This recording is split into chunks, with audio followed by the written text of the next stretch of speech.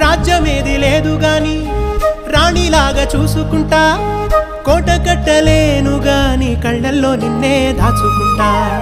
రాత ఎట్లా రాసి ఉన్నా ఆ మార్చి నీతో రాసుకుంటా.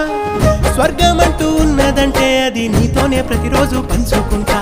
నిన్ను గన్నవి నాన్నకన్నా అల్లారు ముద్దుగా సాదుకుంటా. నీకు కోపం వస్తే కొంత దూరం ఉంటా, నువ్వు గీత గీస్తే నేను దాటనంటా. కంట నీరు కంటి రెప్ప దాటకుండా కాటుకై కావాలుంటా.